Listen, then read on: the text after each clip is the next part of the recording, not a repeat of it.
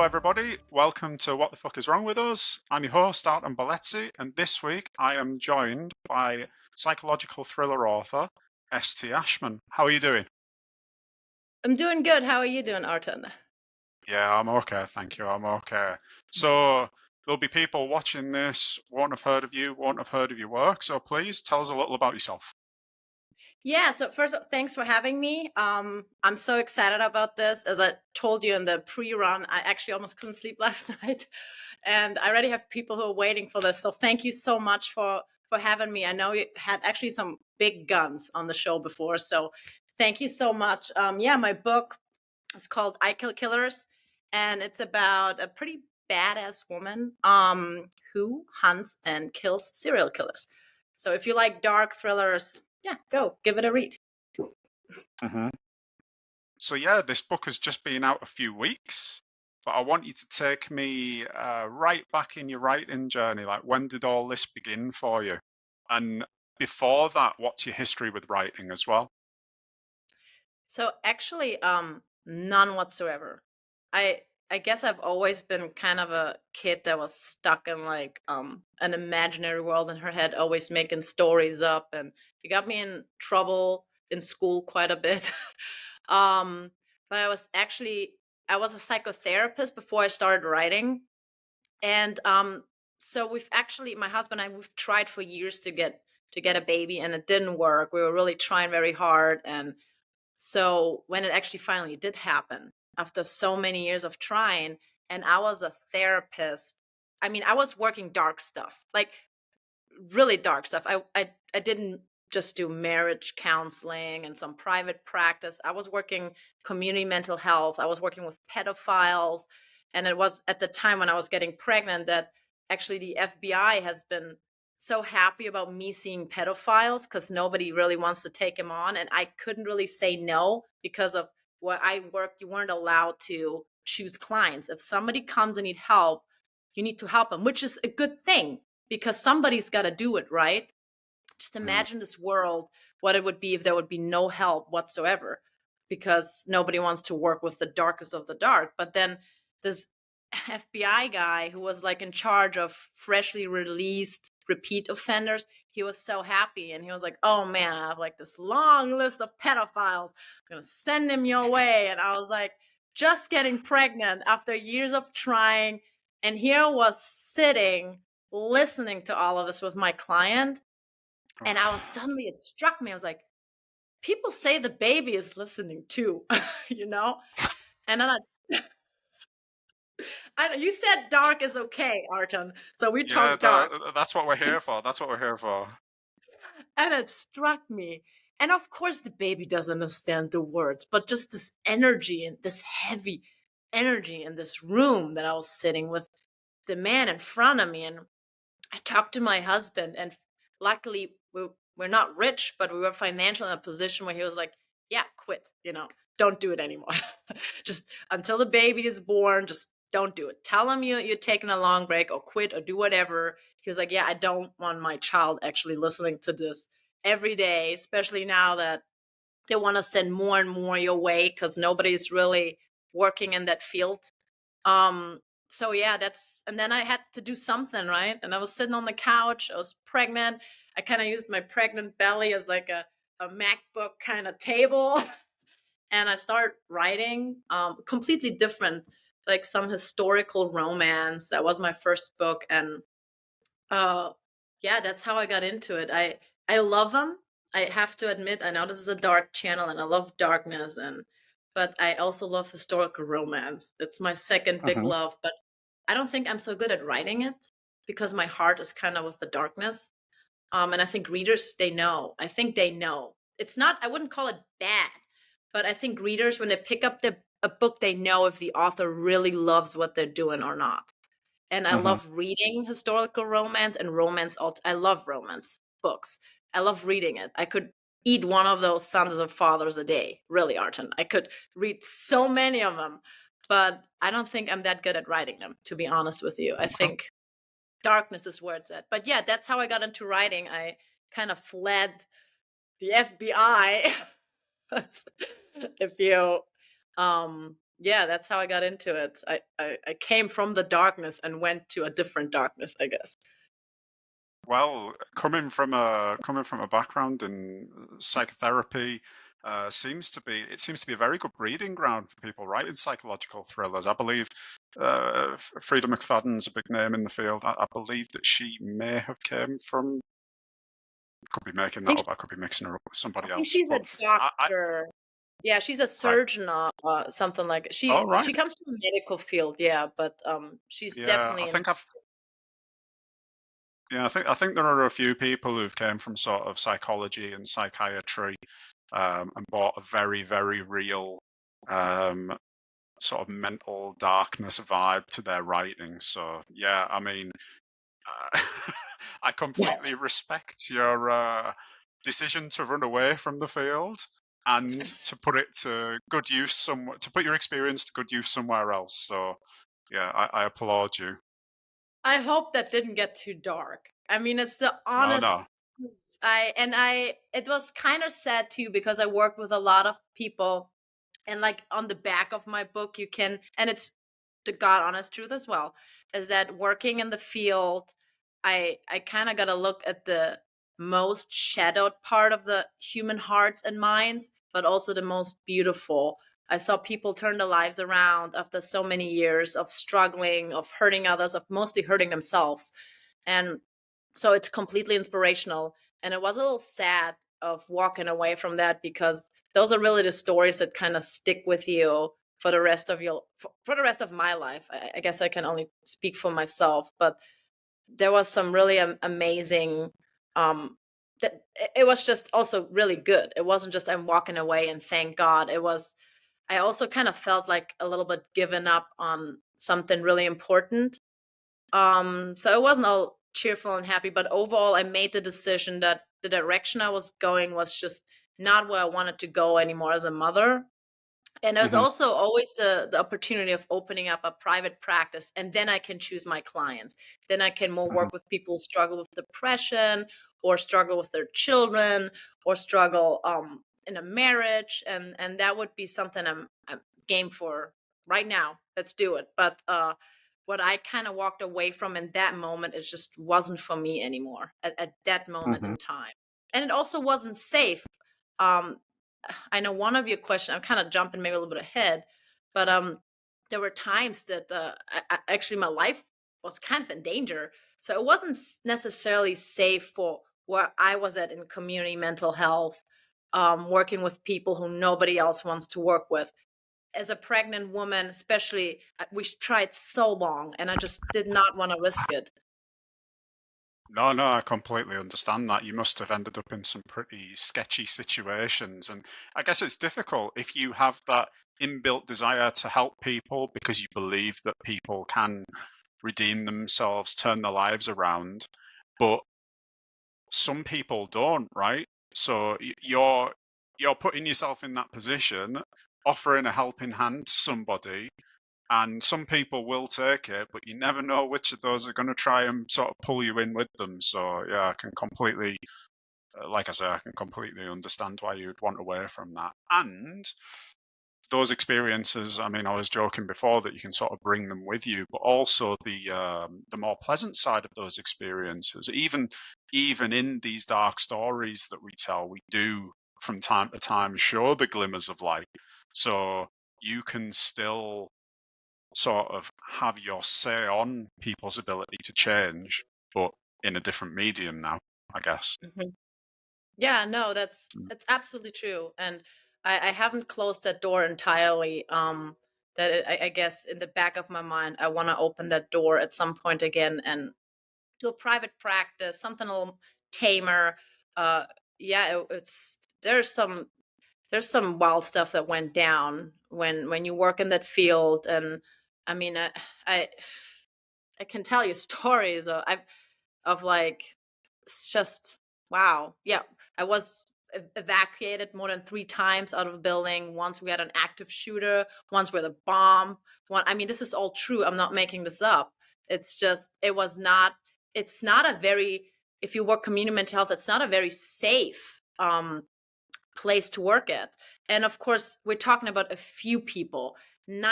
Mhm. 99% of the people you work with, they are just struggling and they're amazing. And especially with schizophrenia, there's this broad belief that they hear voices and they're going to go out and hurt people.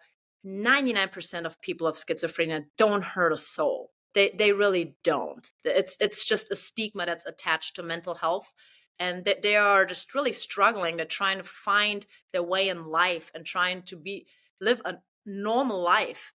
They, they're not these crazy psychos media's trying to make them out to be, or people are trying to make them out to be. So it's not that every day is like when I went to work, oh, today might be the day I'm gonna die, kind of. But yeah, in the few years that I worked in this field, there have been several instances where it was pretty scary, Arton. It was Mm, pretty scary, very scary. So, and I guess if somebody's listening to this who is a social worker, a psychotherapist, and is working community mental health, or is working level 4, which is inpatient, that's the highest level you can do right now.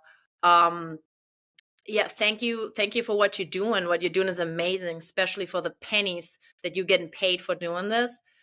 Thank you for being there, because without you, this country or this world would go down, like down, mhm, bad down. So if anybody's listening who's a therapist, a social worker, who's working these jobs that nobody wants to work, getting paid less than you would get at a register somewhere these days, amazing. Thank you so much. Oh yeah. mhm. No, well said. Um, so getting back to writing fiction, writing dark fiction. Obviously, you've came out of a career like that, and you've you- you've sort of ran out into the light for a little while, and then went plunging back into the darkness with the book that you've written. So I wanted to ask a sort of broad question about why you think you like dark stuff and why you think people in general like dark stuff. That's a really good question. I've actually asked myself that many times.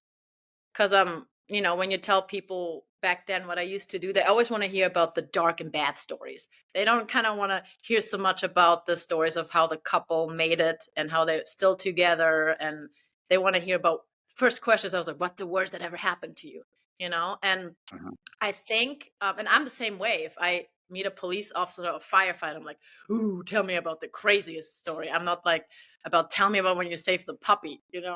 And I think is that a lot of people we're kind of fascinated with the dark side of the mind, because not even so much because we enjoy people suffering, or it has nothing to do with it, at least not with me, and at least not it's not about that for most of my readers. I know, because I with a lot of them I started actually talking, chatting in my Facebook group, etc. I think it's more so fascination with why we are capable of doing these things, and kind of trying to figure out why, looking at it, and just, yeah, as I said, being really fascinated with it, that we are actually capable of these dark things, to do them to other people. And for me at least, and I know for some people, it's kind of a fascination with it, that we're trying to kind of almost solve, like, what's going on with that, not as in a mhm, oh, I'm enjoying this so much. People getting hurt. Not at all. Like, I don't know anybody who enjoys other people getting hurt. And that's why it's watching drama or what. It's more like this fascination with how can you do this? Like, how you, as a human being, can you do this? And kind of let's dive into it. Like, what's going on in his mind? It's more like, I think, yeah, fascination, at least for me. I don't, what about you, Arton? Like, why do you think you, is that fascination as well, or I think it's many things. What you're talking about, sort of almost seeing people that are made of the same flesh and blood as us that act so yeah, differently. I think yeah, whether that's in a dark way, or whether there's yeah, whether you see a musician who's almost got supernatural abilities, yeah, or an in a athlete. good, It's just somebody operating at an extreme. I yeah, think there's just generally a fascination with that stuff yeah, across the board, and I don't know. I don't know if that fascination stems from us, especially because, like, let's say a musician or an athlete or somebody like that, we watch them operating at that level, and I guess there's a part of us that maybe wishes that we could do those things. Yeah. I I don't imagine that that's the case with, the serial killers and the No. psychopaths and whatever else that we look at. Yeah. So I wonder if we are, as you said, I think the word that you used was we're trying to solve it, and I wonder Yeah. if we are trying to sort of take lessons from what we're seeing in them, um, and then maybe apply them to much smaller instances of it in our own lives, because we do come across people, not many of us are coming across serial killers, but we come across people, bad actors, and maybe we think that in learning that lesson from the extreme we can, somehow make our life better in dealing with, people who maybe aren't as nice as we would like them to be. So Yeah. I don't know, maybe there's an element of that, along with many other things. Yeah, no, Yeah. I agree with that, and the field definitely needs um, more looking into sociopaths and psychopaths, because I do believe from when I worked in it that not enough work has been done as to truly understand what's what's going on there. If you and it's a really a hot topic, sometimes my prologue of the book, um because the prologue actually goes the book itself goes kind of into moral ambiguity, like good, evil, and supposed to play with the idea of how dark should we go to erase darkness. But so in the beginning of the book, it's that character Leah who has problems feeling any emotions, but then as a young child, when she stumbles across books about the National Socialism in Germany, she realizes that a monster, even a monster like Hitler, felt some sort of empathy towards animals, and people could even call it love. So it's a very tough thing actually to write about, and it's a very challenging thing to even put in words, because the first thing a lot of people luckily this hasn't happened at all because people get the right message. I'm married to a man who's not from Israel, but he's Jewish, so my kids actually went to the Jewish temple, so there's none of that. I mean, no, you really have to do the disclaimer. Everybody wants Hitler to rot in hell and stay there Hmm. and have so many lifetimes of pain and suffering in hell. And I shouldn't say it this way, but I think a lot of people deep down are okay with that.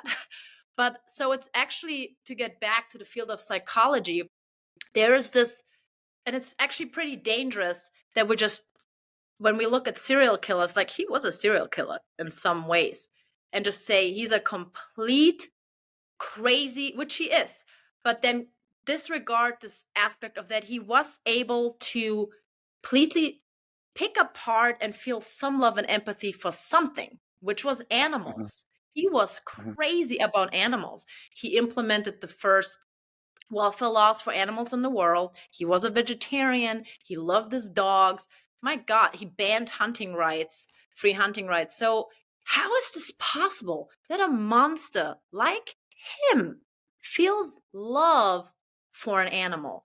Because in the field and the fields of therapists and psychologists and psychiatrists, they're actually now parting with the one crowd being like, how dare you make this example, rightfully so. But then there's also the crowd who says, like, if we don't like subjectively objectively look at this and study it how it is, it's kind of dangerous.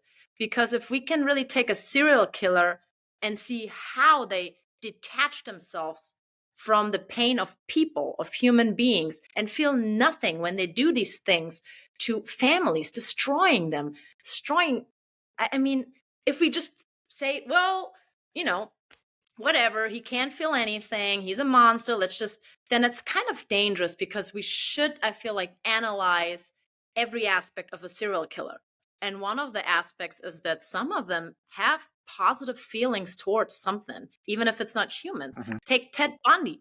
That guy loved his dogs, Arton. Did you know that? Ted Bundy loved dogs. He had dogs. So did Gacy, the killer clown. He he had a dog, and I forgot the name. I wanted to write it down. And he had a dog throughout childhood, which his father was a terrible alcoholic, very violent. He killed the dog. And so Gacy actually Oh, wow. stole flowers when he did a little funeral for his dog, and he buried the dog. And it was very traumatic for him because he loved that dog so much. So we kind of have to Mhm, look at all these aspects. For me, this is a therapist speaking, working with people who have killed people. When I'm in that room, I can't sit there and say, "You are a monster." I have to sit there. This person might still be, but I have to sit there, take up my emotions out of this, and look at it like, why did you do this? And is there anything in you that we can use to make you stop hurting people? I'm not talking about mhm, reforming. They're so past reform. There is no reform. If you are a serial killer, or but is there anything we can do to make you stop? To maybe find out why you're doing what you're doing, and find out why you're able to do this to people, but then kind of like animals, which also, again, I'm sorry I went too deep into it, but there's the not professional at all. communities kind of splitting, with one of them saying, don't you dare say that these really, really bad people have any sort of love in their heart. And then there's the professional community that I'm kind of belonging to, that says, yeah, they're monsters, and nobody's disagreeing with that. But should we not look at this and try to study as much as we can as to why they can feel something toward us animals, for example? And can we tap into that to maybe make them not love people, of course, and then stop killing? Just, it's not that easy, but maybe at least kind of maybe tap into that and make them steer away from all the evil they're doing. Or I mean, I don't know yet. It hasn't quite been studied that much, and I wish I would be one of these researchers. But I don't know, what's your opinion on that? And I know I went very deep and very dark, and but what's your thought on all of that? Well, I understand your interest in the distinction. It's interesting. I didn't know that. I mean, I read in your book the prologue, so I knew about Hitler liking dogs. Um, to understand the pathologies and the mechanisms, if you're looking at reforming someone, is important. But I guess most people aren't in the business of trying to reform somebody, so they can Yeah, just stand in judgment because absolutely. they don't have skin in that game. They don't have a dog in that fight for. Uh, well, there's a Yeah, you pun in can't there even see, you somewhere. can't even put it in words, right? It's so even just, but hey, that's why I wrote a book about a person killing bad guys, because I understand the Hmm. people who don't feel sympathy. I guess Yeah, yeah, maybe yeah, looking at it now and talking, I think maybe all these years that I was forced to show sympathy and forced to take my emotions out of that room, treating people with, and I was working with people who did some really, really messed up stuff. And I think maybe that kind of build up to us like, I actually kind of just want to say to that person sometimes, what, that's sick. That's really what you did is really sick. And I don't care about understanding you today. I just want to leave, but I couldn't. So yeah. maybe that's why it all kind of came to this art. Maybe that's the real reason why this book was written. Because um, yeah, no, I have so much respect for people who work in the field with the sickest individuals of this society, like serial killers, because they're real, and people actually, there are psychiatrists and psychologists who working with them as we do in this podcast, and I have so much respect that they're able to sit in that room and listen to these horror stories and stay calm and ask the questions that are needed to be asked, to try to stop what they're doing, not only with that person, but maybe identify someone young. And that's why it's so important that we need to ask these questions, maybe not to show sympathy for the people already down the drain, but maybe to identify it in younger individuals and prevent it. Yeah, I yeah, guess that is maybe yeah, why it would be really important to not, at least again, I'm team of we need to look at this, why they're able to feel sympathy and love for an animal, for example. Not always. There is also, of course, the person who tortures the animals when they're young and killing animals. That's how it starts out. but that's just not how it all is. It's to say every serial killer killed animals, and it's just that's not true. Some serial Mm, killers love animals, and I feel like we mhm, have to look at that. Why is that? And then maybe we can prevent younger individuals who are falling into that path.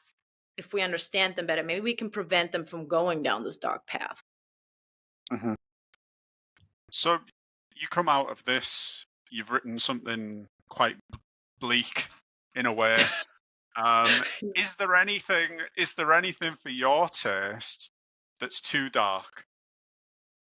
Yeah. Especially um having came from that in real life, is there just stuff where you're like, no, do you know what? Like, I don't want to read that book. I don't want to watch that film. I'm turning that off. yeah, please don't laugh. Animal cruelty Okay. and child abuse. I Yeah. cannot do it. Like if I see it in a movie, I literally close my eyes or shut my eyes, and I can't. If I see animals tortured or read about animals tortured, or if I with same with children. When I became before I became a mom, everything was fair game. I was like, yeah, whatever. Oh, well, terrible. And I could kind of, I was like dead inside. I could watch anything. I was dead inside. Nothing triggered me. But I mean, not dead inside, but you know what I'm saying. But with Yeah. Yeah. once I became a mom, I can't do it.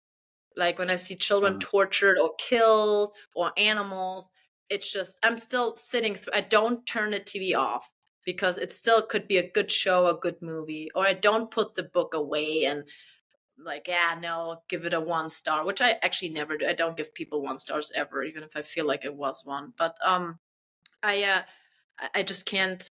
I can't do it. Mm-mm. It's Yeah. No, pretty weak. I Oh, understand. There's just sorry. What was that? I said pretty weak sauce. I know for someone who writes a book about a woman killing serial killers, and one of them in a Yeah, very but brutal. it's not. She's not harming innocent people, and I mean, people see kids and animals as the most innocent, right? That's true. Yeah. So I think that's a very big difference. I know there's just been a dramatization for 4 episode thing in the UK. Have you heard of this this guy Jimmy Savile? Have you heard? No. No. No. No. So he was extremely famous in the UK. He died, I don't know, maybe about 5 years ago. He was a big TV personality for 50 odd years. He got knighted, so he was Sir Jimmy Savile. Oh wow. And basically, it came out after he died, and there's been suspicions through his life, but it came out after he died that he's basically um, uh, probably the most prolific child abuser in, well, possibly in British history. Um, yeah, Yeah. they'd just done a 4 part thing for the BBC, which was extremely well done. Um, yeah, that's some pretty grim stuff. Like they don't show you anything, but even the point up to which they go, and they do it very skillfully. You just sort of sat there like, oh, yeah, it's very very difficult to watch. And I mean, obviously, people don't want to be seeing that stuff, but yeah, to have those triggers, I think, is perfectly normal, especially for a mother. Um, Yeah. No. It's wow. I gotta watch the. I mean, obviously, as we talked earlier, this dark stuff about trying to find motives and understand why they tick a certain way. I mean, sometimes you also just gotta say, "Who cares?" Just mm, solve the problem with serial killers. Just keep them out of society, of course. But yeah, again, to yeah. prevent something in the future, which, for example, with pedophiles. So in Germany, they have something called, I think it's called Black Sheep, and it's an anonymous phone line, and I don't know if it's still around. I heard about it a few years ago when I was working with pedophiles because it had to do a lot of research, of course. It wasn't my expertise. I wasn't a specialist when I started working with them, but I had to get one real quick. So I did a lot of research, a lot of educating myself, and then I stumbled across this phone line. I think it's called Black Sheep, and I don't know if it's still out there, but it was for pedophiles where they could call anonymously when they had the urge. So they wouldn't get hunted down, and of course I think we need something like that. something where the people, the Mm. sickest of society, when they're about to strike, some outlet where they can maybe call and talk about it to prevent them from doing something bad, because at this, yeah, so I was, to go back to that UK guy, I feel like more needs to be done for the darkest of the dark of the society, not as in helping, but to prevent them from doing what they're doing. So more needs to be offered, more, um, I don't want to say assistance because it sounds like assisting them and helping them, not in helping them, but to stop them. I Yeah, feel yeah. like, They're difficult cases to make, aren't they? Because, like you say, as soon as you say it, some people will straight away say, "Well, there are so many other people in need and whatever else." But like you say, you're coming at it not from a sympathetic standpoint, but no, from a oh no. preventing harm to others standpoint. But yeah, the tough cases to make. 100%. Same with the prologue of my book where Hitler was mentioned, with his love for animals. And so far, I'm so lucky nobody has understood it the wrong way because it's written so clearly where it's not a sympathy for Mhm, this man. Again, my husband is Jewish. My kids went to the Jewish temple for schooling. So, no, I hate this guy so much. But it's more so as to how can we prevent this from happening. We need to yeah, this is maybe a good way to put it. You need to understand your enemy sometimes in order to stop them. If you don't know anything about your mhm. enemy, how can you fight them fair and square? You Yeah. can't, because you kind of like don't know anything about them. And if you don't know anything about the person you're trying to beat, you're trying to battle, you're trying to fight, they're always going to be a step ahead of you because you don't know anything about them, Mhm. you know? So it's more so not as in a sympathetic way, because how could you have sympathy for that? How? Like, how could you have sympathy for a man like what was the UK guy's name again that you talked about Jimmy earlier? Savile. The BBC show is called The Reckoning. Yeah. The Reckoning, yeah, how could you have sympathy? You can't. Like, you absolutely I can't. I feel okay with stating that I can't. Or for Hitler, how can you have sympathy for him unless you have mental health struggles that need to be addressed? If you have sympathies Mhm, for Hitler, you need to see mental health. You really do, because you're struggling on some level that needs to be resolved to resolve this hatred and anger toward any group of people. It's yeah, but just to understand what's making them tick, and to prevent it, to kind of beat them, to win the fight. Let's put it this way: to win the fight. And I was lucky so far nobody misread my book, and I knew doing it is would could be controversial. But then on the other hand, Ashman does not stand for the typical thriller. And that was clear. If people read my blurb, they know ST Ashman stands for, it's a little, yeah, audacity a little bit, like for trying mhm, something different, doing something different, um not in a bad way. But my none of my books that gonna come out under ST Ashman are ever just gonna be the usual thriller, that is heavily relationship based with a small murder that needs to be solved. None of my books will ever, and I'm not saying that those books are boring or not good. My God, I love Frida's books. They're absolutely incredible. So I don't say they're bad at all. Like, I love them. I'm just saying I want to do something different for the readers out there who crave something different. mhm. I think 99% of people who read your book, I don't think there's really any ambiguity about what's going on at the start there. But I'm sure over time, if enough people read, you will get you will get one or two. There are always a few, as you know, the extremes in our Oh, society. yeah. They I will already always had find these one. things and say completely the opposite to what everyone else is saying. So yeah, that will happen at some point. Yeah, I already had one of those art, not with like the Hitler thing, because it's so clear. I mean, it's so clear. If you read the book, it's just it's not even in any, it's so clear what it is. And people actually really, they're fascinated by it now, which is good because people need to ask questions about how dark can we go to stop darkness. So it's actually and that made me so happy when I read the reviews of I Kill Killers, to see the readers really, they got the point of what I was trying to write. Nobody Mhm. misunderstood it so far. And you're right, there will be somebody who misunderstands it. I had somebody who, I mean, there's always that one person who's like coming out of nowhere and is completely unrelated to anything and is like, what? Woo. And it feels like I'm a therapist again almost. But that just comes with, yeah. But overall, it's just amazing to see that the readers completely understood that this book is about to challenge the question of um the dark mind and how dark can or can't we go when it to stop darkness. So it was really beautiful to see that readers got this message because that's what I was kind of set out to do. So that to me meant so much. It really meant so much to me. Oh, great. Great. So you've obviously written an intriguing character in the person that your book is based around. I want to ask you about other characters from your sort of reading and watching experience. So we play a little game here, um, Yeah. and I need you to tell me three of your favorite dark characters. We need them to play the game. Okay.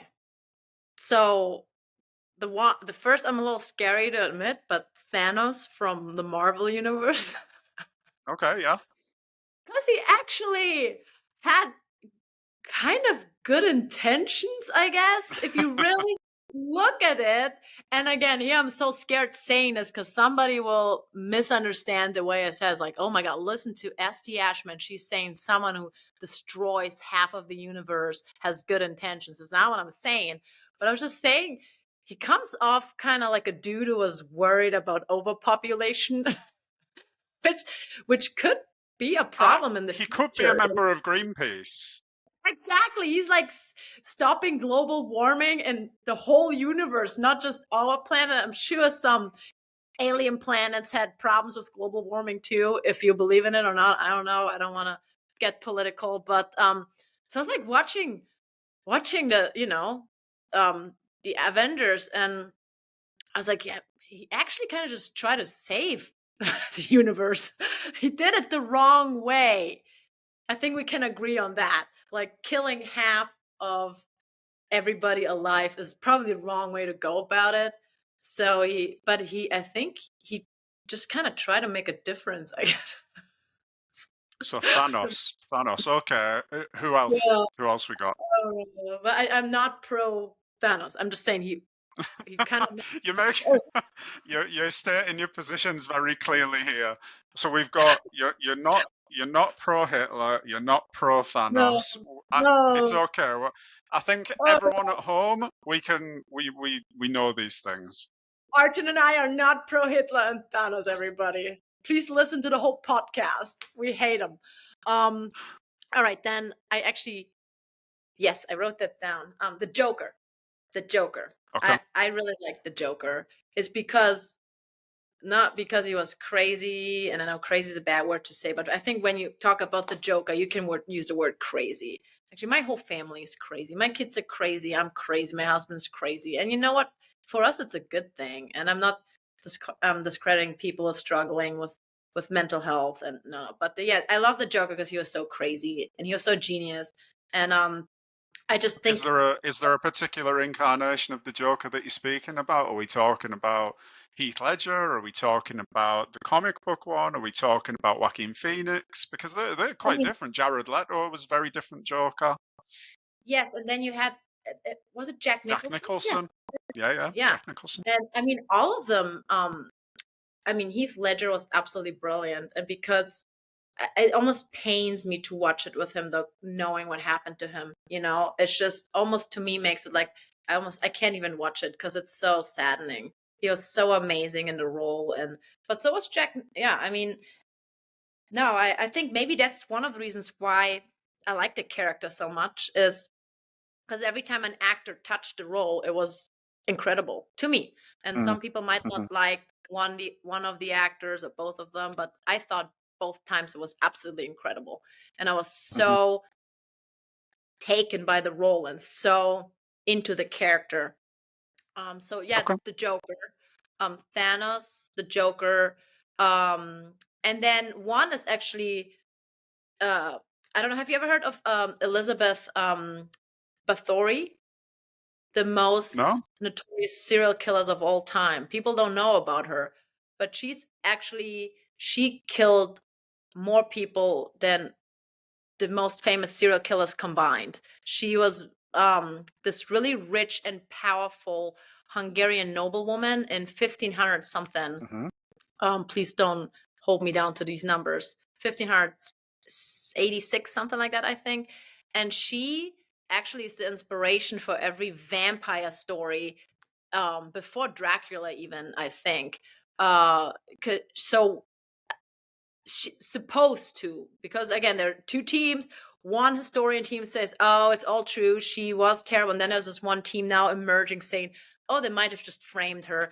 But supposedly she killed, tortured hundreds and hundreds of young girls and women. She bathed in their blood, she drank their blood to stay young and beautiful forever. Wow. um and so, but then there's also now this group, and she's a real character. Like, she's a historical figure. She's not a fictional character. She really Mhm. existed. And but then there's also this emerging group of historians that said, because she was so rich and powerful, even the Hungarian king owed her a lot of money, that they try to get rid of her because she was a woman and everybody pretty much was in debt to her. So they needed a way to get rid of her. So some are now saying that none of this is true. She never killed all these women. But then a bigger group of historians says it is true because there's just so much evidence and testimony. Um, from young girls going missing. And because it was in a time where when you were rich and powerful and of nobility, that you could actually get away with this kind of almost in the open, it happened for a long time. It wasn't like these Mhm. days. If when a woman or girl man's missing in a neighborhood and there are rumors that someone is, doing terrible things to her, I mean, the cops are coming right away, but back then, so yeah. And I'm fascinated with the story because it's a lot of people don't know about it, and it's not like I'm rooting for her, but I'm just fascinated with her. And I want to know if she was just really that sick and did all of this, thinking that bathing in the blood of women, young girls, and drinking their blood.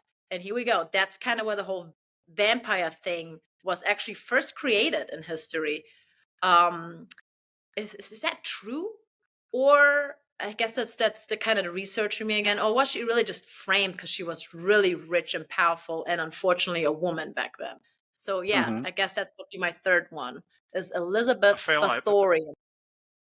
I feel like there's a good film in that hasn't been made. But anyway, Well, why not? And it's almost like if you're a writer, I mean, go grab her. She's not on my list right now. I've been toying with the idea of writing a fiction novel about it because, like, right? how can this not be more known? It's so, Mm, I mean, and it's so old too. It's like that's probably what people now think, some historians think vampires, the idea came from, because she was the first known source to actually documented drinking blood of other people to live longer. So here you go, you make the dots, right? You connect the dots. I mean, but if you're a writer, go for it. I have other projects that I toyed with the idea, but then it's a very difficult project to take on, to really mm, I mean, where are you gonna go with this as a writer? Are you gonna make it where in the end she's all framed and she's just a human being? Or are you gonna go paranormal? And I'm right now I don't want to go down the paranormal path, which I love reading about and watching in movies, but it's just not my path right now. So yeah, go mhm. ahead, take her, and please write a great book that will become a great show. It's a shame with your love of historical fiction and your love of dark stuff, like it seems. But yeah, I understand there are some projects that just aren't for here and now. So you've got Thanos, the Joker, and Elizabeth. Yeah. Yes, So Elizabeth the probably game, my favorite one. your favorite in inverted commas, everyone in inverted commas. Um. So Yeah, not you've as got in favorite, but she's just so interesting. I mean, yeah. Somebody please so write a the book about it, like a good one. the game that we play, and I'm sure you have a similar game where you're from. So in the UK, we have a game called Snog, Marry, Avoid, but I've sort of twisted that for this podcast, and we call it Stalk, Bury, Destroy.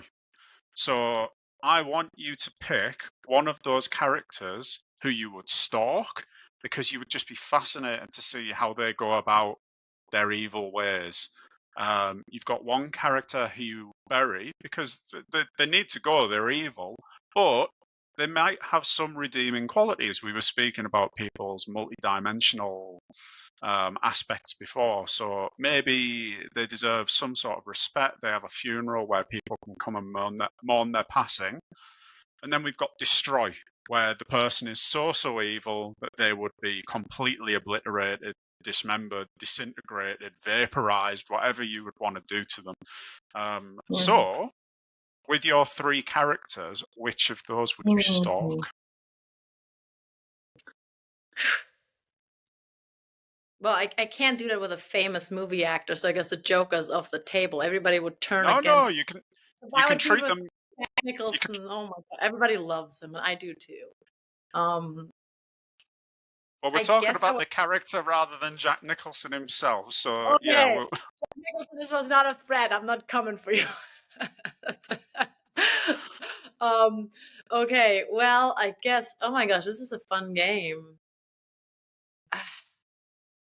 Oh my goodness. I guess Elizabeth you would stalk Bathory. Elizabeth, yeah. Yeah, I think because I'm just so I'm so fascinated by her because she was a Mm, real character. You know, Thanos and the Joker, they're not real. They were created, complete fiction. Of course, also unrealistic parts of Thanos. Of course, I mean, come on, he's flying through the universe and there's some purple big guy who has like magic stones in his wristband at some point or whatever. And then, yeah, I mean, the Joker, of course, he wasn't real, but she was real. Like, this woman lived.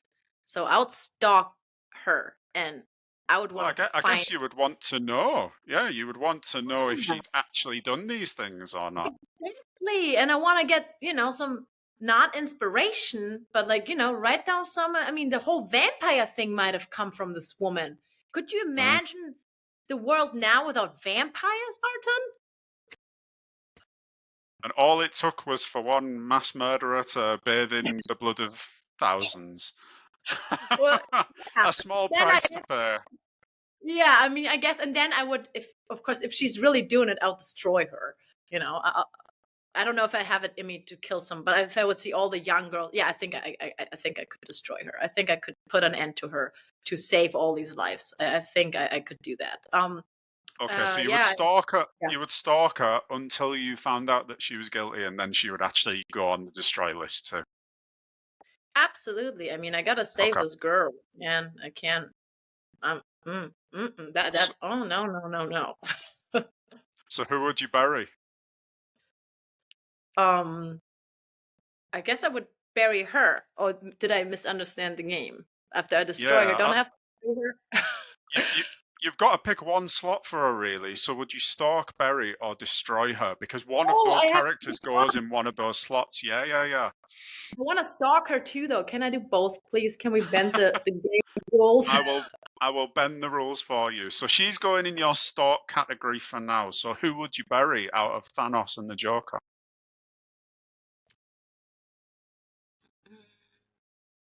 Yeah, I guess Thanos. I would bury him. Okay.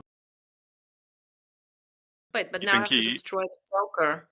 Yeah. I would stalk the Joker. This is my last change in my last edit. As in a book, I guess readers don't know how often books are edited, right? I Uh mean, huh. at least 6 to 10 times if you really want to get all the grammar right, and by professional editors, not by me. Okay, last edit, final proofread. Um, I will destroy her because she is clearly most likely a real mass murderer. Uh Um, then I would stalk Heath Ledger because, huh. he's just fascinating. Kind of maybe my age, if we go back in time, I guess. And then bury Thanos. Did I do it right now? Stalk, destroy, and bury? Yeah. Yeah. Okay. There we go. We got there with an edit or two. Oh. Um. So If every, in if Oh, go Go ahead. on, sorry. Sorry. Oh, I just want to say, if whoever's listening to this is my first time ever being on a podcast or anything. So I might be a lot more all out there than the other authors you listen to usually. And some of the stuff I might be saying is like, what is she talking about? Like, sorry, it will So maybe get better over time or not. But thank you for still being with us. they've clicked the button off now, but anyway, we're good. We'll keep with the rest of the audience. Um, Arton is like in his head, he's like, my God, where's James Patterson? Where can I get James? Or like well, Stephen King, what is he up to? James Patterson is watching over the book manuscripts pouring into him from his other authors. That's where James Patterson is, not writing his That's own books true. anymore. But anyway, That's I've true. just, And I he's don't not think James Patterson's coming on here anytime soon. dark enough for us right now, right? Probably. I don't think I've read a James Patterson book. I'm sure I'll have watched a film that's based on a book of his, but I don't think I've read one of his books. He's American Is that? royalty almost in the book world. I mean, he is Uh-huh. after Colleen Hoover, he is the most even financially success. I think he pulled one of the last 2 or 3 years. I think he pulled between 15 and 100 million a year. He is book royalty. Like he is the man. If you want it done, it's Patterson, man. Patterson. He Well, is. But yeah, he's not none of dark. I don't think he's dark enough because my mother-in-law reads him, and my mother-in-law leaves the room every time I start talking. I kill killers. uh-huh. Well, none of my pounds have went into his wallet yet, so maybe one day, maybe one day. I don't think he Um, needs our no, pounds and dollars I right don't now. think he needs it. I don't think he cares. So good luck to you, James I mean, Patterson. What is your sort of most memorable either death or method of terrorization that you've came across in fiction, like one that's really sort of stayed with you? Doesn't oh, have to and be death. fiction. It might. Yeah, yeah, in fiction. Yeah, not in real life. Oh, I mean, I work with some pretty crazy stuff in real life. So I was like, Yeah, okay. So in fiction, for me, what's like the worst thing that could happen to me? You think, or maybe. Yeah, yeah. Let's go with um, I can't say because I'm doing it in my book too as a death for a serial killer. that. So Okay. I can't, but I can go Have you? maybe with the second worst or. Yeah, go for it. Go for it. Second worst. So for me, and it's so ridiculous, I would never use it in a book, but if somebody wants to go ahead, for me it would be have to have so many ticks on you that they suck you to death, like suck your blood out to death. Because I hate ticks. Wow. I find them in my Uh-huh. dog all the time in the summer. Just imagine someone was sending me like this picture of a person with like 100 ticks on their face, and it haunts me. Just imagine like thousands of ticks on your whole body sucking you dry. Yeah, I that would think be pretty. that that is Yeah, because it has pretty this itchy. heavy ugh thing to it too, you know? Yeah, it's got a hint of the vampire about it as well, huh? Oh, it's just making me itchy just talking about it. You see that? We have bad ticks here. Like people are thinking, what is this woman talking about ticks? I live in the northeast of the United States. Everybody who lives here knows exactly what I'm talking about. They're like, "Yep, she is speaking the truth." Everybody who's living in like K or UK or somewhere, Portugal, they're like, "What is she talking about?" No, it's bad here. Like, in May, I probably find I have like a collection. I call it the tick jar, and my husband hates it. It's so gross. But I'm collecting dead ticks, and in a Mm, week, I'm getting about well, they're still alive before I drop it in the alcohol, and then they die. But yeah, probably like 30 or so in May. It's only in May and some parts of June, and then they're gone all summer. But my dog brings them in, and oh, I hate them. yeah, death or torture by ticks. That's an interesting one. I've not heard of that before. Never Very heard something like original. that before. Oh my God. I'm sorry, No, Arton. no, no, not at Oh, all. That's what we're here for. So another random question. If you were to be some sort of evil character, like a class of evil character, like serial killer or vampire or anything at all, what would you be? With your particular personality traits, what do you think you're best suited to? Krampus. Have you ever heard of Krampus? Krampus. Yeah, yeah, yeah, yeah, yeah. And for those folks who've never heard of him, he's this German bad guy around Christmas. So if you're a good kid, and I was actually raised with that.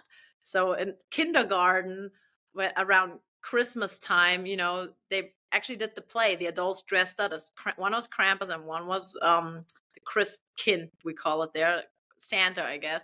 And if you were, we all were on the good list, of course, but I was always scared I was on the bad list.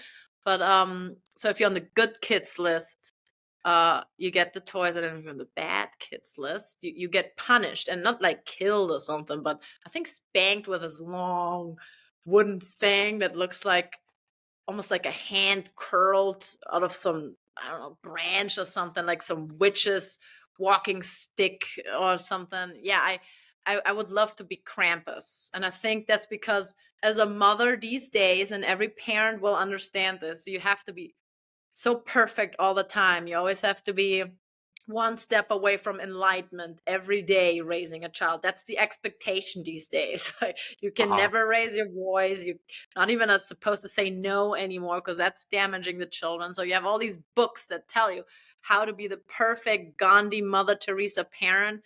And it's just this weight on our shoulder, Arton. I don't know if you're a dad, but if you ever No, will no. be one, you will feel it, and it's heavy. And if you have to be the perfect parent all year long, and on the playground, you see that one kid throwing rocks at the other kids, and your kids get hit with a rock in the head, and then the kid doesn't even have to apologize anymore because the mom has to have a 1 hour psychological conversation as to why they felt the way they did, which is all good. I mean, let's see if it's working. We'll know in 30 years. But I would like to be Krampus just one time a year. And I get to tell those kids, no, don't throw that rock without being bad, Put that stick down. No, you're Well, not getting a present. it's nearly your time of year. You're up for it soon. It almost sounds like I'm becoming the character, doesn't it? Like Well, live on the show. I'm yeah, we're witnessing turning a it. transformation before our I very know. eyes. It's like, this You're is even gonna go wearing red. really like turn into him right now. You're gonna be famous, Arton. No, I would be the Krampus because one time a year as a parent, I just want to go back to the good old days when I was raised, and my mom, she never laid a hand on us, but there always was the possibility if I did something really bad, and she would use the "stop that right now" thing, the voice. I knew, ooh, it could go any way from here, and I stopped.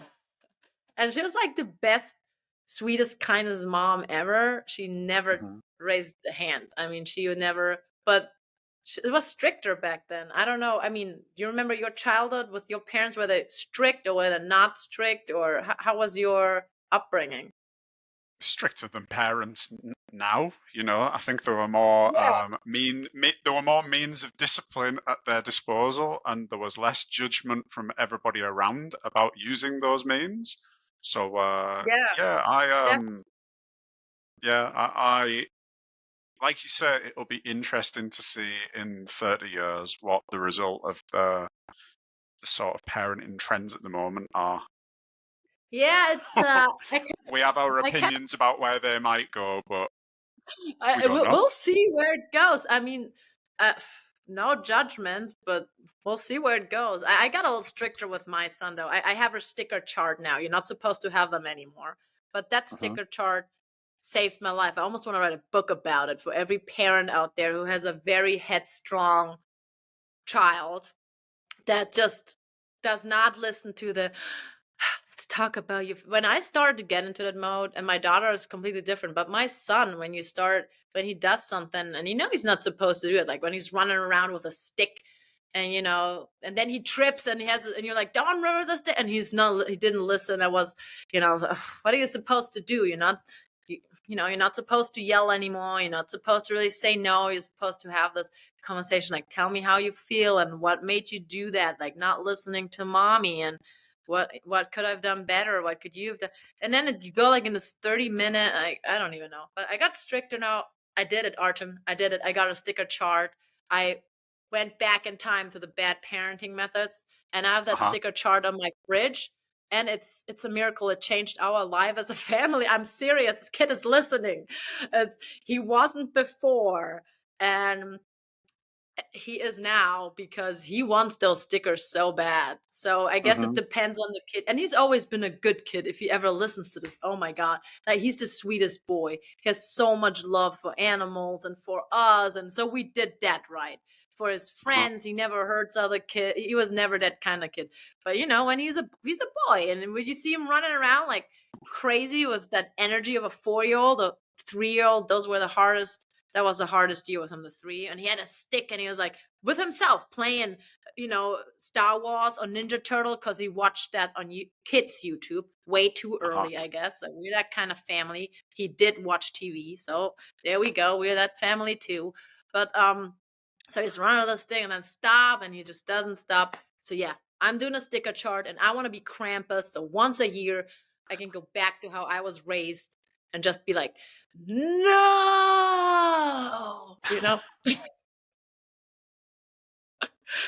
Ah, I feel like there's a lot of repressed uh, want for There is. discipline. Yeah. People probably start feeling sorry for me now. Good. If you feel sorry for me, my book is called. I'm just joking, but no. I mean, yeah, it's tough being a parent. It's really tough. This pressure, art, and this pressure from society. Everybody's watching you, and everybody is telling you that you have to be one step away from enlightenment. Like literally, the Buddha was the only person I think ever, and he was considered a person who reached enlightenment. And as a parent, you have to be one step away from it. That's how good you have to Did be of a parent. Like, did Buddha have kids? I don't think he did. I think, unlike other religions, Buddha considered himself a human being, not a god, A and he deity, reached yeah. enlightenment. But now there, we all have to do as well as parents. You just all these books and this shaming, and I mean, it's almost kind of crushing. It's almost depressing because you just constantly feel like you're doing something wrong. You just constantly feel like you're failing on every level, and the teachers are always there to remind you, as and at some point, kids are just kids. That's what I'm now saying. The people, if they're coming with their mile long of, they're just like, kids are also just kids. Just because a kid is running around in circles and is not listening right away, that doesn't mean there's psychologically something wrong with them. It's just a kid.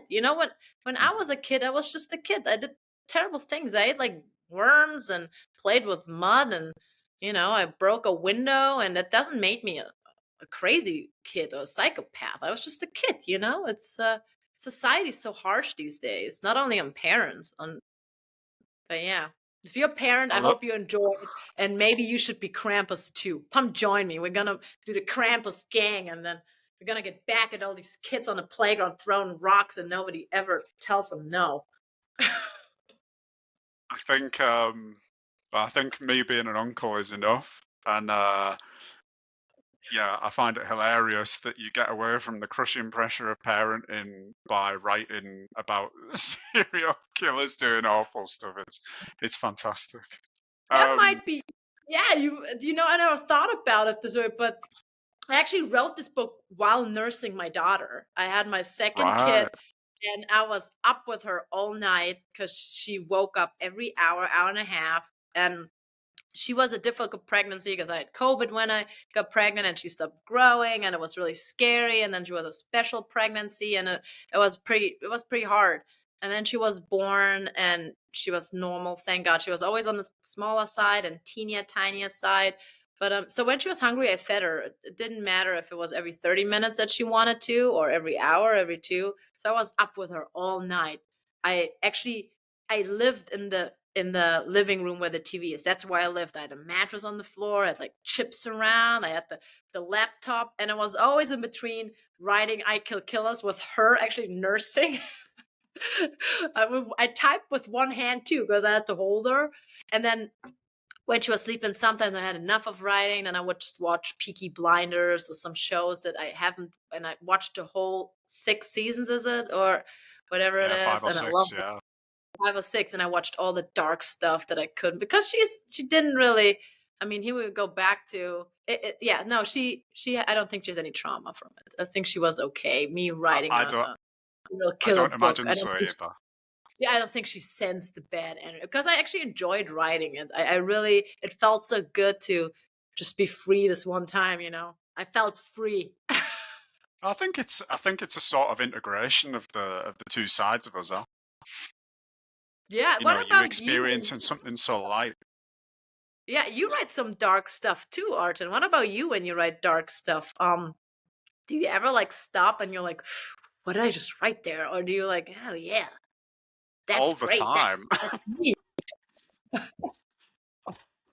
All the time. I'm looking at what I've written. I'm like, uh, I don't know that this is such a good idea, but No, there's do it. something that What was keeps that one book? propelling me. What was that one book? I your most recent one. Come on, I The wrote the Cancer title. Man. Well, what was the Cancer Man? I didn't make it all the way through, and I don't want to give spoilers. What's the Cancer Man story? Because you have 3 or So 4 out, I think, right? yeah, I've got 4 books out in a different Yeah, genre, and I've got 2 yeah. out at the moment. One, yeah, they're related books. One's a companion novella. The Cancer Man is about a journalist who finds out about a sort of psychotherapist, hypnotherapist, life coach sort of person who claims to be able to cure cancer just through talking to people. Um, That was yeah, yeah, big- there brilliant. are people in the world making claims like this. Um, so yeah, it comes from a pretty bleak, real place. Yeah, I don't even know that I'm ready to speak about where all of that came from, but yeah, I constantly grapple with what I should and shouldn't be writing. Um, but I guess I always, as long as you're keeping the reader's journey at the heart of it, like as long as you are trying to entertain people and interest people, then I think that whatever you're putting out is sort of fine in those regards. But I don't know how personal the themes and topics are that you write about to yourself. Um, some stories aren't. I've got a Christmas thriller coming out. Um, Oh, sup- Superficially, it's got nothing to do with me, but obviously it pulls from themes yeah, inside my head from within my life. But you would yeah, never, on the surface of it, know. The Cancer Man is much, much closer to me, superficially. Um, and yeah, with those ones that are more superficially close, I think that there's always going to be the questions that rise about what you should and shouldn't be writing. Or for me at least, maybe I'm a very neurotic writer, but just before we get back to the episode, I didn't think there was a better time to let you know a little bit more about the Cancer Man. If you like the works of Derren Brown, if you're into films like Nightmare Alley, Trance, Magnolia, Red Lights, and The Manchurian Candidate, if you're interested in the subconscious, hypnosis, suggestion, charlatans, con men, etc., I really think you'll enjoy the book. You can find it through my website, artonbaleci.com, where you'll also be able to pick up its companion novella, or you can buy it at amazon.com and all the other Amazon stores. Okay, let's get back to the show. I'm a very neurotic writer, but no, I think you're right on. That's what Remember, we just in the beginning we talked about that Hitler thing that I wrote about, and I knew the vast majority completely. Actually, there's no doubt about what it is. But then there's gonna be this 1 or 2 person who like misunderstand, and it's also very you know um controversial to even mention him. But then again, mm, it's close to my heart because my husband is Jewish and we celebrate Hanukkah and we celebrate Christmas. We do both. And my kids went to the Jewish temple and we had these Nazi idiots do threats and spray the swastika on there. And then I mean, this is a reality we live in. And then we have this I think it's called the White Brotherhood, was like dispensing these these pamphlets into Jewish families' front yards, and it says terrible things. And Wow. so we're actually kind of living in that reality. So I guess, it's kind of, this subject is kind of, and then me being from Germany originally. So this is a subject that's kind of really with me as to trying to understand, whoa, like what? And then the psychotherapist in me is kind of psychoanalyzing a mass murderer like him on some professional level, or trying to. I think I was just, but as you said, sometimes you write something and you're like, who is this a good idea to write about? But then, Arton, we we have to Well, I be don't. able to express who we are. Otherwise, this is like a dictator country. If we can't write about what we want to anymore, so we have to be afraid, then we're not free anymore. Then our freedom has been taken, and we're not writing anything wrong. We're not like pro for it. Obviously, your book, The Cancer, is not about teaching people how to do that to help them rip other people off. It's like exploring it, informing.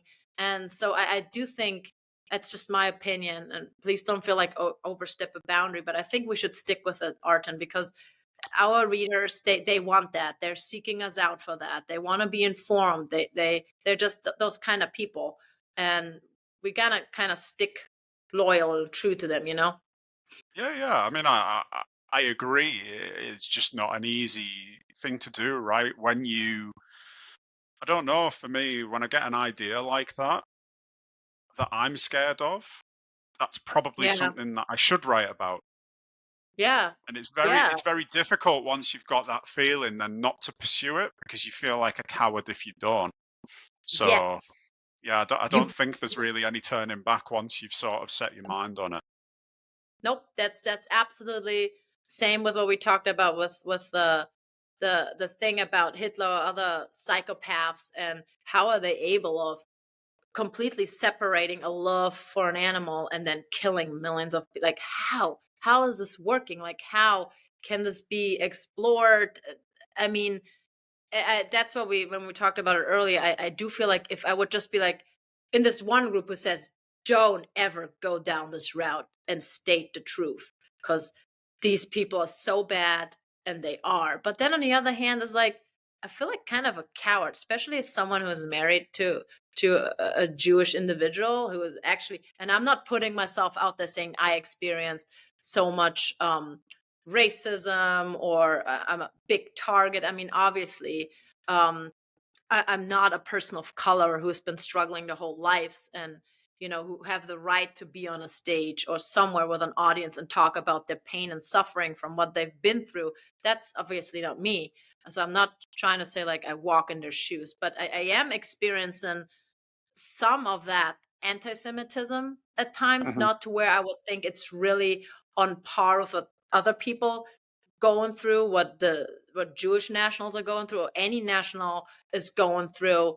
Um, but it's close to my heart, and I felt like if I would stop now, I would feel a little bit like a coward. If I would be like, oh, don't do it, then it's like, somebody kind of has to. And it's not like you and I are, again, endorsing any of these crazy people who really, oh my God, who are monsters in some ways. It's just like we're exploring. We're trying to talk, trying to inform and educate, and just bring some topics that are difficult to talk about. We're trying to bring them in the open, and have some conversations. That's at least how I feel about it. Yeah, especially in a non-preachy way through fiction, raising Yeah. ideas and questions rather than telling people what to think. I don't know. I'm not particularly interested in telling anybody what to think about anything. Yeah, no, Yeah. you're absolutely right. No, I 100% agree. And there's just so much going on in the world right now that my mother-in-law, she doesn't want anything read anything dark or bad or anything ever. Because there's so Hmm. much bad going on in the world. When we just even mention Icacus, she leaves the room, not to be rude, or she's a really sweet lady. But she just doesn't want to hear it, because she's just a sweet kind of person, and she's really struggling with what's going on in the world. And Hmm. completely understand that. But on the other hand, I also feel like we can't be blind to it, because again, let's go back to what we talked. about earlier is that you kind of have to understand evil to beat evil. If you don't understand evil, then evil will always be a step or two ahead of you. So if you want to beat evil, you got to understand evil. Sometimes I guess you don't. It can just be a fist fight or gunfight or whatever, and you get lucky. But I do believe that an understanding to anything is important in a process of evolving. Um, yeah. So Okay. So I always do this because I'm still new to this podcasting game. I always open up the podcast and I never really frame it properly. This is, I mean, we've had the sort of conversation that I would like to have, but my thesis behind starting this was, or the topic that I wanted to explore was, is there, in a sort of humorous way, is there something wrong with us for being so fascinated in this stuff, right? So my final question of the podcast, my final proper question of the podcast, is I ask my guest, like, what the fuck's wrong with you in one sentence? So, as a psychotherapist, as a writer of extremely dark fiction, do you have an answer for that? I guess I'm just a normal human being. That's what's wrong with me. Because Fair I enough. think every normal human being um has some sort of struggle or some sort of quirky something. Why am I fascinated with it? Because I'm a normal human being who has a very quirky and weird fascination with the dark, which is based on I want to understand it and I kind of want to solve it so I can fight it and beat it. And that's just me. I What like about it. I you? like the answer. What the Oh, fuck is wrong Jesus. with you, Arton? That's I the don't question. know where. Sorry if that, but that's the question, right? Is what the fuck is wrong with us, you and me, and what about you, I'm Arton? the one asking the questions. We've Oh, got. right, It'd so take a full podcast to go down that line. oh. No, I'm sure that will reveal itself slowly, episode by episode, and through my fiction. But no, I appreciate the thought put into your answer. Um, what next for you? Ooh, well, of course, I have to continue the I Kill Killers series. Hmm. The fans deserve it, and although a lot of things went wrong with the launch itself, I decided to launch my book on Amazon Prime Day. Most All right. genius move ever. If you are an author and you're listening, just don't do it. I did it for us. So now we have the study. It's closed. It's a bad idea. And I Did sacrificed you myself. know? Did you know, or was it an accident? Did you It know? was an accident. It was a Accident. Yeah. complete accident, and I kind of blame my foggy state of mind that I've lived in ever since I had my daughter with two small kids at home, and I don't have family close by. My family is all in Germany. My husband's family is completely on the other side on and the US is huge. So they're in Arizona and Washington, and so I don't really have a close helper, so I'm kind of in this always constant foggy state. But yeah, no, yeah, I kind of blame myself for that. But yeah, that's why I published probably on Prime Day, October 10/10. Don't ever do it if you're an author. It was, but then when I found out 2 or 3 weeks, oh my God, it was so sad. I found out and I knew this is bad. Then I tried to push it back. I published with my distributor Ingram, not mine, but they, I that's why I distribute my books to bookstores, not Amazon. They're different, and they were like, "Oh, it's too late. We can't push it back." And then I thought of all the small bookstores that had not that many, but that had purchased my copy and were ready 10/10. There's no way to me to find out who that was to let them know it's actually not happening on 10/10 anymore. And then I Hmm. felt like if I would just push it back and kind of leave them behind, that would be kind of a shitty thing to do because they gave me a chance as a completely unknown author to put me on the shelves with the big guns because these small bookshows, they really don't have a lot of room for books. If they put my book in their bookstore, that means they're giving me a chance. And I didn't Hmm. want to, it felt like a betrayal if I would have pushed it back for Amazon and Barnes and Noble and then leave them kind of. So I was like, okay, My mistake, I gotta write it out, and it was terrible, Artem. It was absolutely terrible. I published 1010, I did it, Amazon Prime Day. My book was frozen for 3 days in the sales rank. It was never put in with any keywords, which means, like, if Yeah, someone would yeah. have gone and be like, "Oh, dark thriller or serial killer thriller or most bought," Yeah. because it was actually I had No this one's and this finding it. was yes, and this was the beautiful thing that I had this little army of people who loved the book, and they came out. They were there 1010, and some are still joining. They couldn't join 1010. They're doing it now. Thank you, everybody. Thank you so much. I had them ready, and they were there 1010, and I was just frozen. Technically, the book would have done amazing on Amazon on 1010, but my book was just frozen for days. And I called Amazon, and they're like, "Oh, we don't know our own algorithm." That's like we Yeah. can't help. This is just they're like kind of like who would publish that on 1010 anyways as a small self-published author. They were super nice, but I was like, yeah, I did that. And yeah, it was definitely just don't do it. Don't ever, Artem, don't ever do that. So Don't. you've got the I know I've run into similar things myself. Yeah, so the next book, you've got another one in the series? Yeah?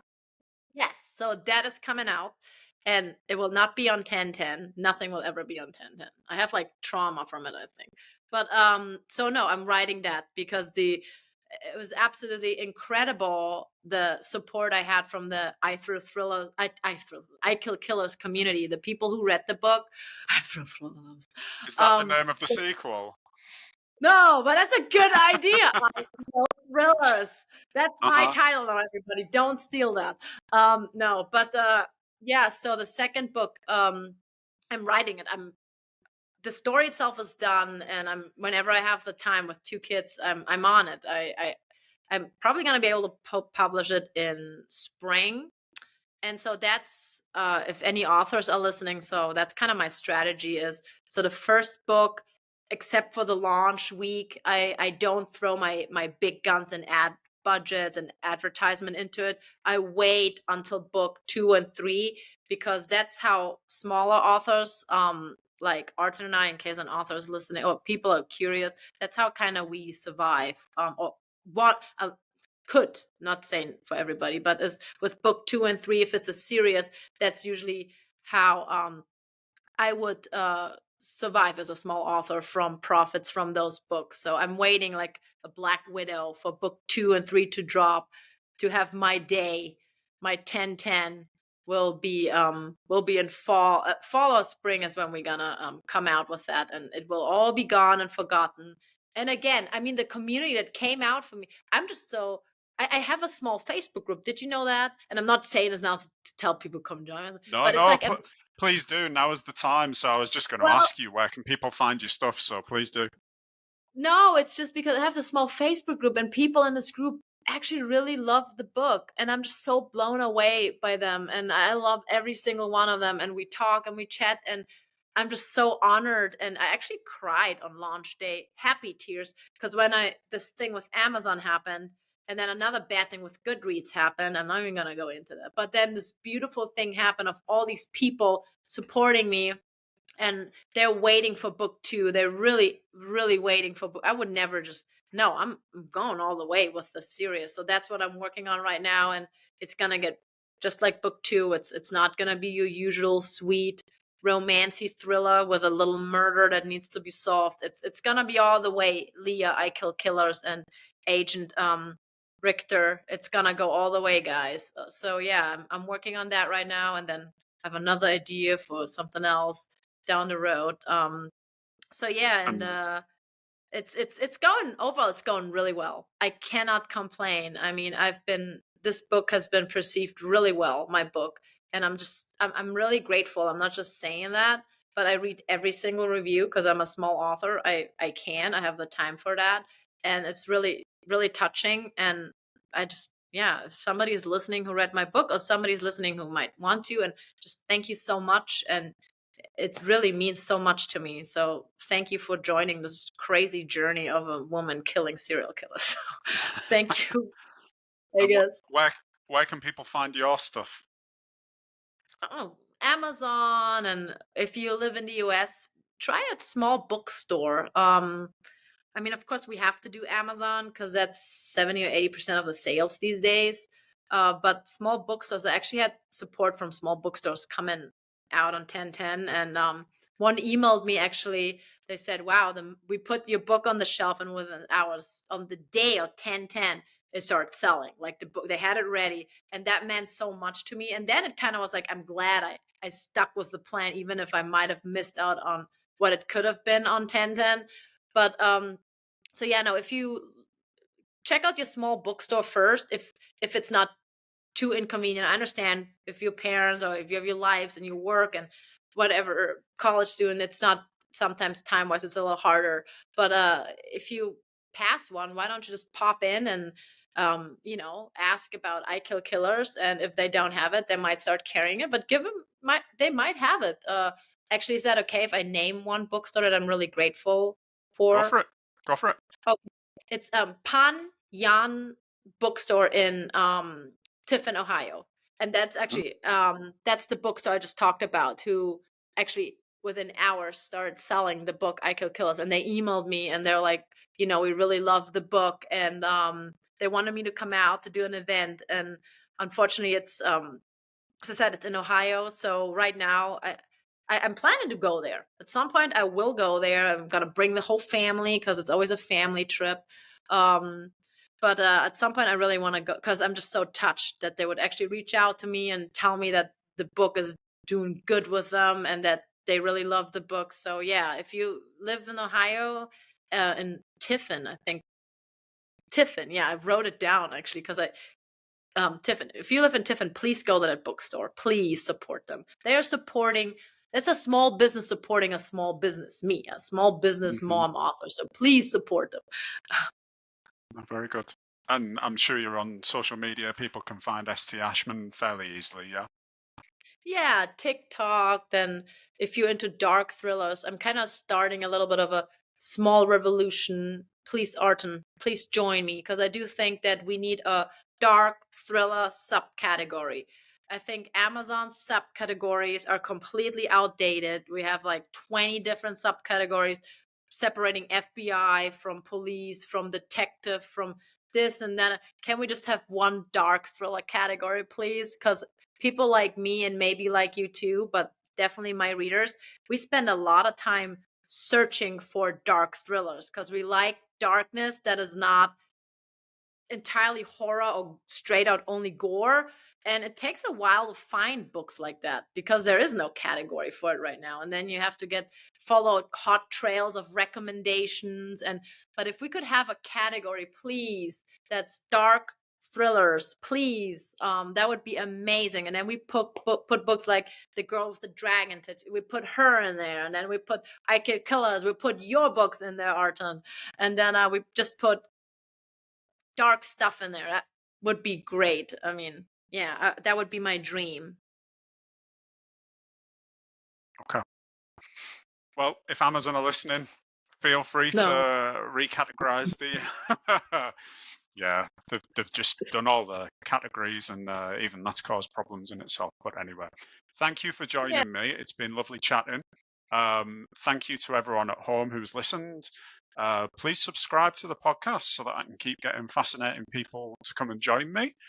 And yeah, I will catch everybody soon. Thanks very much. Thank you so much, Arton.